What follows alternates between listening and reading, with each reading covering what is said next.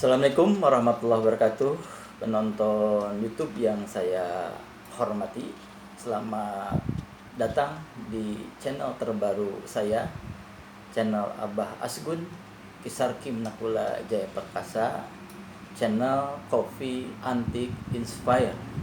Mudah-mudahan channel ini bisa memberikan inspirasi, bisa memberikan inspiring bagi siapapun yang punya kepedulian berkaitan dengan wacana keilmuan, terutama berkaitan dengan wacana keilmuan keagamaan, wacana keilmuan komunikasi politik, dan juga wacana keilmuan peradaban, khususnya berkaitan dengan persoalan etnisitas Sunda.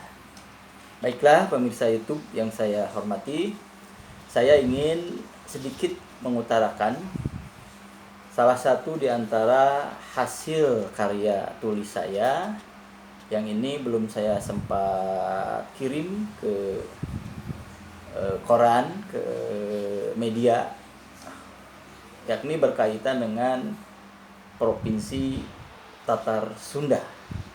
Artikel ini sasakalanya lahir ketika muncul wacana yang dikembangkan oleh Kongres Sunda yang kedua tahun 2020 dan dialog aspirasi pengembalian nama Provinsi Jawa Barat menjadi Provinsi Sunda atau Tatar Sunda yang dilaksanakan di Perpustakaan Aji Prosidi pada hari Senin tanggal 12 Oktober tahun 2020. Satu hari setelah saya membaca berita ini, kemudian saya coba tulis artikel opini yang akan saya bacakan di hadapan pemirsa YouTube di channel Asgun Kopi Antik Inspire ini. Saya beri judulnya Provinsi Tatar Sunda Why Not. Tidak sak lagi bahwa Jawa Barat identik dengan Sunda dan Sunda identik dengan Jawa Barat. Keidentikan ini inherent, dalam arti keduanya sulit untuk dipisahkan.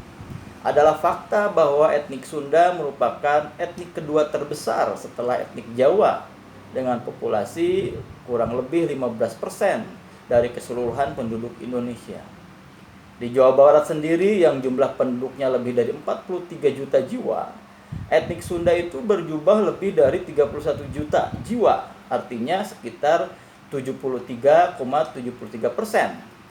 Sisanya etnik Sunda ini tersebar di Provinsi Banten, DKI Jakarta, Provinsi Lampung, Jawa Tengah, Sumatera Selatan, Riau, Jambi, Bengkulu, Kalimantan Barat, Jawa Timur, Papua, dan Sulawesi Tenggara. Ilustrasi demografi di atas menjadi fakta begitu besarnya dalam tanda kutip kekuatan politik etnik Sunda bukan hanya di Jawa Barat saja, tapi juga dalam peta politik nasional.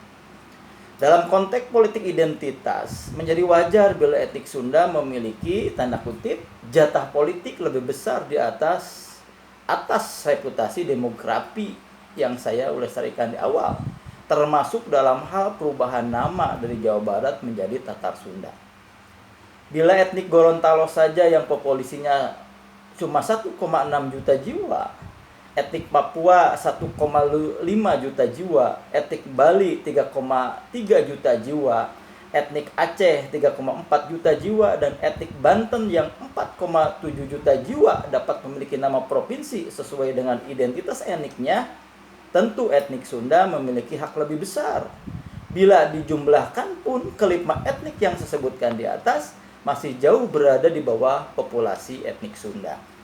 Terlepas dari tepat atau tidak waktunya, apa yang menjadi spirit dalam Kongres Sunda 2 tahun 2020 dan dialog aspirasi pengembalian nama Provinsi Jawa Barat menjadi Provinsi Sunda atau Tatar Sunda di Perpustakaan Kang Aji Prosidi tanggal 12 bulan Oktober tahun 2020 yang mengundang juga Fadel Muhammad, Wakil Ketua MPR RI, dan Eni Sumarni, anggota DPD RI dari Provinsi Jawa Barat, bukan hanya sekedar memenuhi syarat rasional, tapi juga syarat kontekstual menurut hemat saya.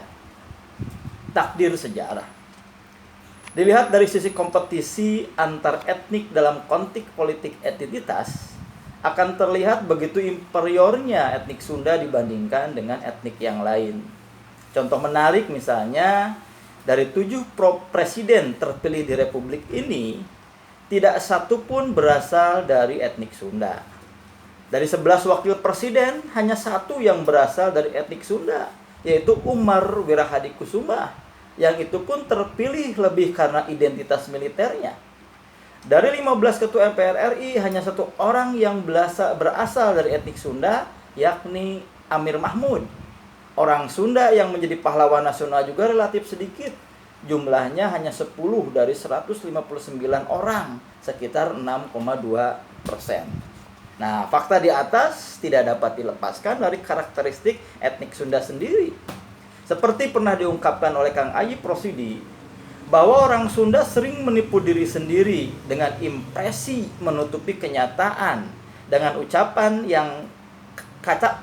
kata yang menyenangkan hati sendiri, padahal sikap itu tojaiyah, bertolak belakang dengan apa yang terbersit di hati dan keinginannya. Orang Sunda itu dikenal berbudi halus, suka mengalah, dan selalu mendahulukan orang lain. Faktanya justru banyak orang Sunda yang justru mau melakukan apapun demi sebuah fasilitas dan kedudukan. Ujungnya banyak orang Sunda yang menjadi feodal, bermental pengabdi, dan tidak berani bersaing dengan orang lain. Bagi peneliti etnik Sunda, karakter seperti itu dianggap wajar. Di antaranya akibat stigma takdir sejarah yang memotivasinya. Orang Sunda itu horeaman masuk dunia politik, berkarakter individualistis, tidak memiliki ambisi politik, kurang solid dan kompak, kurang baik dalam berorganisasi, dan ada kegagalan regenerasi adalah realitas karakter yang umumnya melekat dalam diri orang Sunda. Nah, makanya menurut Dennis Lombard dalam bukunya yang dikarang tahun 2000, hal ini disebabkan karena dalam sejarahnya orang Sunda itu selalu kalah dalam pertarungan melawan globalisme, sehingga dipengaruhi oleh peradaban India, ada Hindu, ada Buddha, peradaban Cina, peradaban Arab atau Islam, dan ada peradaban Barat, terutama peradaban Belanda. Nah, dalam catatan Michael Volmunot, etnik Sunda pada masa awal sebetulnya mengalami perorganisasian supra-komunitas dengan mendirikan berbagai kerajaan. Seperti ada Kerajaan Tarumanagara, Kerajaan Sunda, Kerajaan Galuh, dan Kerajaan Pakuan Pajajaran. Masyarakat dan kerajaan Sunda pernah menjadi daerah bebas dan setara dengan berbagai kerajaan lainnya. Namun setelah abad ke-7, daerah Sunda, terutama daerah pesisirnya, mulai berada dalam pengaruh kerajaan Sriwijaya. Setelah itu terjadi proses islamisasi oleh kerajaan Banten dan Cirebon yang disertai dengan Jawanisasi oleh kerajaan Mataram. Ini dilontarkan atau terdapat di dalam bukunya Bunina Lubis yang dikeluarkan atau diterbitkan tahun 1998. Alasan rasional. Ada banyak creation de etri yang menjadi spirit wajibnya perubahan nama dari Jawa Barat menjadi Tatar Sunda. Di antaranya yang terpenting adalah berkaitan dengan eksistensi budaya Sunda yang disebutkan oleh Kang Edi S. Ekajati seperti tidak memiliki daya hidup ketika berhadapan dengan kekuatan dari luar.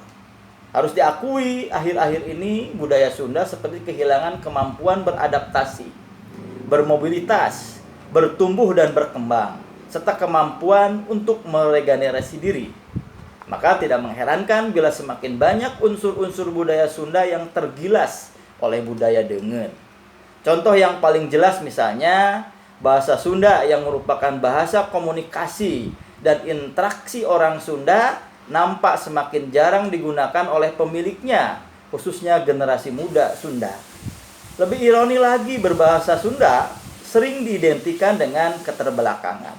Ini hasil kesimpulan riset yang dilakukan oleh Saipudin dan Damayanti tahun 2016. Perubahan nama itu sesungguhnya dibutuhkan untuk mensugesti tumbuh kembang kembalinya budaya dan kepercayaan diri orang Sunda. Jadi jika Padli John saja, politisi asal Minang, berani lantang mewacanakan perubahan Sumatera Barat menjadi Minangkabau, harusnya para inohong Sunda, para pemimpin Sunda, lebih lantang mewacanakan spirit perubahan Jawa Barat menjadi Tatar Sunda atau Provinsi Pasundan. Populasi etnik Minang itu hanya 2,6%, sekitar 6,5 juta jiwa.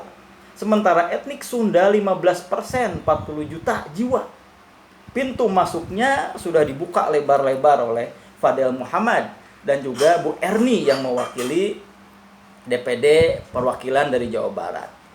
Kalau tidak hari ini, kapan lagi? Karena dari semakin hari ke sini, identitas etnik Sunda, terutama orang Sunda, keturunan Sunda, semakin banyak yang menghilangkan jati diri berkaitan dengan kesundaannya. Seperti yang saya ungkapkan tadi di awal, hari ini orang berbahasa Sunda dianggap sebagai kampungan, sehingga kemudian banyak ditinggalkan oleh anak-anak muda orang Sunda. Padahal inilah satu esensinya kenapa perlu kita kembali untuk memikirkan berkaitan dengan pengembalian menjadi Provinsi Pasundan. Minimal ada sugesti, minimal ada motivasi untuk mengembalikan peradaban etnik Sunda ke arah peradaban yang dulu pernah jaya pada masanya. Demikian para penonton YouTube Kopi Antik Inspire, mudah-mudahan ini mengilhami semuanya. Ini semacam diskut saja, ini semacam wacana saja. Silahkan, ini bisa menjadi bahan pemikiran kita bersama. Mudah-mudahan ada manfaatnya. Assalamualaikum warahmatullahi wabarakatuh. Salam Kopi Antik, Abah Asgun, Kisarkim Nakula Jaya Perkasa. Assalamualaikum warahmatullahi wabarakatuh.